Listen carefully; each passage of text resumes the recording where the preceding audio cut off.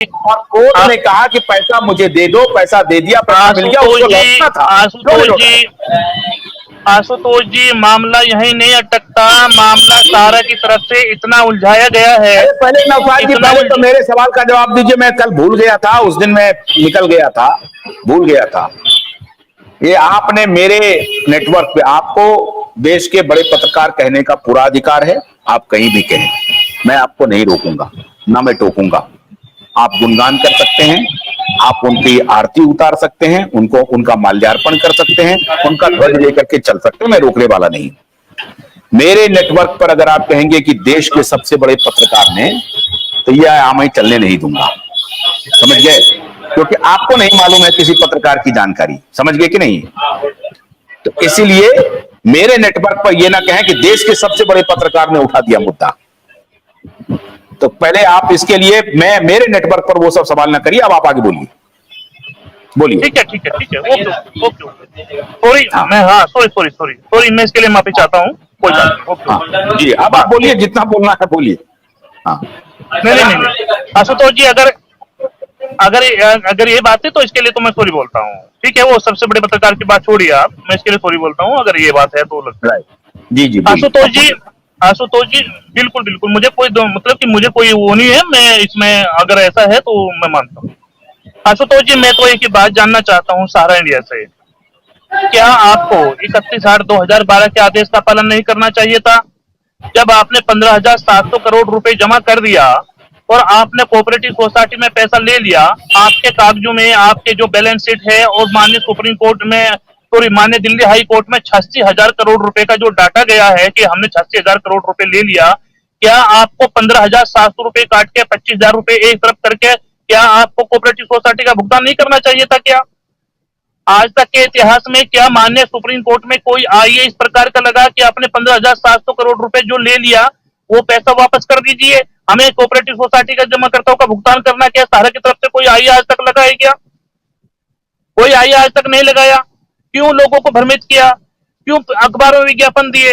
और आशुतोष जी, मैं तो एक ही बात जानना चाहता हूं सहारा इंडिया से, पिछले 2 साल से यहाँ तक मान्य एक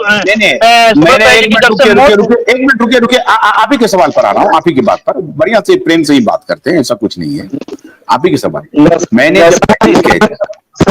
सहारा फ्रॉड है। सुनिए, एक मिनट शशि जी, मैं ये कहा कि ये मैंने मान लिया, सबने मान लिया, कोर्ट ने मान लिया, सेबी ने मान लिया कि सहारा फ्रॉड है, सहारा झूठ बोल रहा है, सहारा ठग रहा है। मैं 1 मिनट सुनिए ना, सहारा ठग रहा है, ये बात तो साबित हो गई ना, साबित हो गई। कोर्ट ने कहा कि हम तुम्हारी बात नहीं सुनेंगे, हमको तुमने 15,000 करोड़ रुपए दे दिए हैं। अब मेरा सिर्फ सवाल ये है, सहारा से जो सवाल हम लोग पूछ रहे हैं वो तो पूछ ही रहे हैं, सहारा के गुनाह को जो उजागर कर रहे हैं वो तो कर ही रहे हैं। मैं सिर्फ ये कह रहा हूं नौशाद भाई कि 15,000 करोड़ रुपए ये छोटा अमाउंट नहीं होता है नौशाद भाई। मैं इस देश के सिस्टम को भी एक्सपोज करना चाहता हूं, उसको भी एक्सपोज कीजिए, ये मैं कह रहा हूं, उसको भी एक्सपोज कीजिए कि 15,000 करोड़ पर लोग कुंडली करके बैठे। तुमने आज 15,000 करोड़ रुपया ले लिया, आज उसी 15,000 करोड़ से तुम 5,000 करोड़ रुपया 10,000 और 5,000 करके लौटा रहे हो। ये काम अगर तुम पहले ही कर देते तो तुमको किसने रोका था? हाँ, आप शशि जी बोलिए, शशि मंडल जी बोलिए, आप क्या बोल रहे हैं? सर सही बात है, मतलब हम 2 मिनट मात्र दे दीजिए सर। सबसे पहले तो सर आपको धन्यवाद देता हूं, चूंकि जो विषय चल रहा था नौशाद जी के विषय में कह रहे थे कि सबसे बड़े पत्रकार, तो पत्रकारिता जगत की सर एक बड़ी बहुत रखना कि उसकी वो 2 लाइनें शुरू करता हूं मैं सर। मतलब धरा बेच देंगे, आवाज आ रही है सर? आवाज आ रही है? शशि जी, आपका नेटवर्क थोड़ा सा कम हो रहा है, आपकी आवाज पूरी तरह से आ नहीं रही है। क्या? हेलो, आपकी आवाज नहीं आ रही है शशि जी। हाँ, आप बोलिए जी। एक जगह बैठ जाएंगे तो हमको लगता है आवाज ठीक आएगी, अगर आप चलते रहेंगे। नहीं सर, मैं घर से बाहर आ रही है, इसीलिए मतलब दरवाजे पर आके मैं बोल रहा हूँ। जी सर, तो पत्र में 2 लाइन वो पत्रकार के सम्मान में है सर, कि प्रकार की जो देश में मूलतः जिंदा रखने के लिए पत्रकार क्यों जरूरी है, बात कहूं कि घर बेच देंगे, घरा बेच देंगे, बेच देंगे, ये कलम के सिपाही, कलम के सिपाही। आपकी आवाज नहीं आ रहा है, कलम आवाज क्लियर नहीं आ रही। हाँ, वतन बेच देंगे, आप सही बोल रहे हैं, मैं समझ गया आपकी बात को। ये कलम के सिपाही वतन बेच देंगे, बिल्कुल ठीक कह रहे हैं आप। बेच ही रहे हैं, वतन को बेच रहे हैं। आज रात में एक बहुत बड़ा एक्सपोजे कर रहा हूं 9 बजे, आप देखिएगा कि कैसे वतन को बेच रहे हैं ये लोग।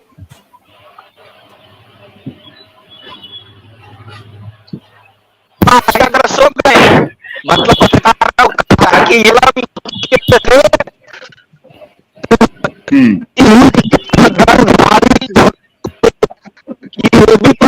आवाज क्लियर नहीं आ रहा है आपका।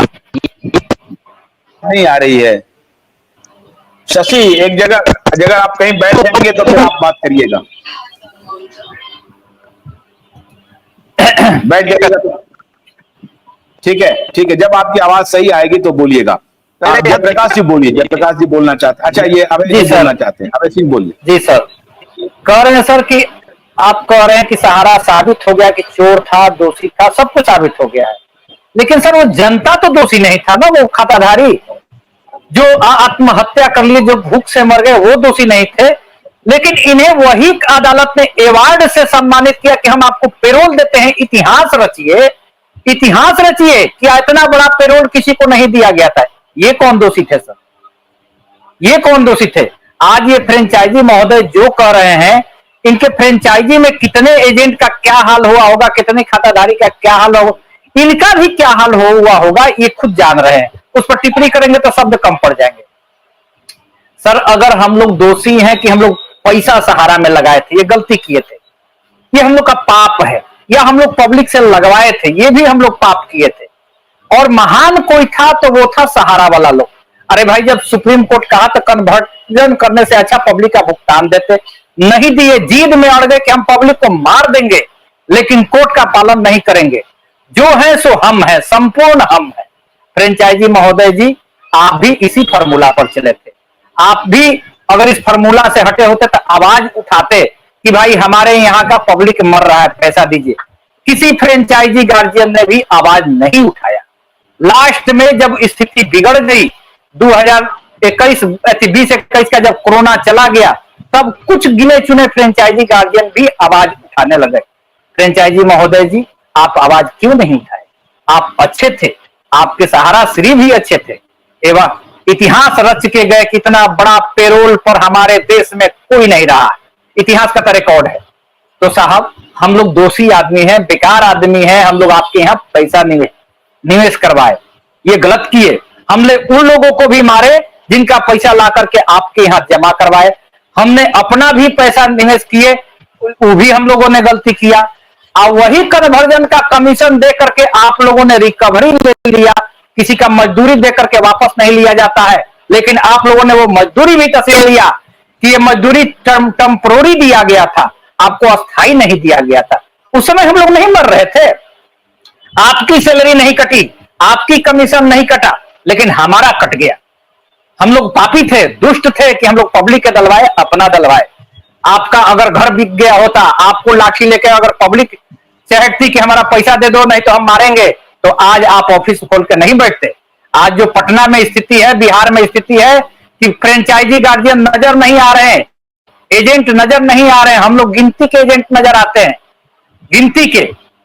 अगर आप बिहार में होते तो आप भी नजर नहीं आते। ऐसा मत बड़ाई कीजिए कंपनी के, कंपनी फ्रॉड था, फ्रॉड है, हम लोगों को मार गया। और जो अभी भी आपके साथ जिंदा है उनको भी मार रहे हैं, जो भक्ति में डूबल है उन्हें भी मार रहे हैं। अरे भैया,